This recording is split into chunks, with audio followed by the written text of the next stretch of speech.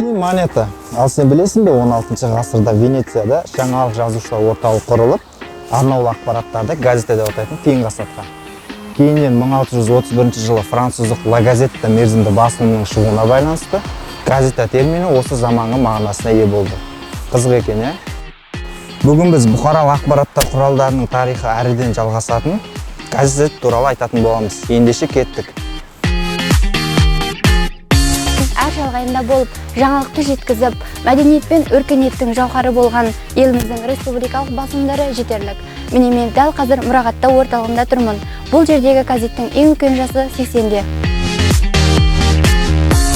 Қазақ тіліндегі тұңғыш басылымдар олар 1870-1882 жылдары басылып шыққан Түркістан уалаяты газеті мен 1888-1902 жылдары басылып шыққан Дала уалаяты газеті.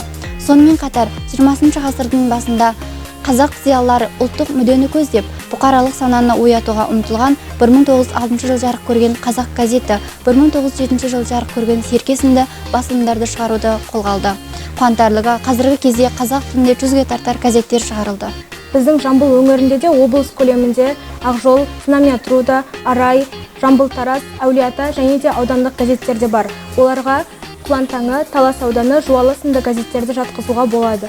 Біздің университетімізде 1996 жылдан бастап 2000 тиражбен айына бір рет екі тілде басылып шығатын университет тынысы газеті жұмыс жасайды. Бүгін біз сіздерді сол университет тынысы газетінің редакциясының тыныс тіршілігімен таныстырып өтетін боламыз. Ахмет Байтұрсынов айтқандай, газет халықтың көзі, құлағы, һәм тілі. Әр күнді газет оқуды әдетке айналдырайық.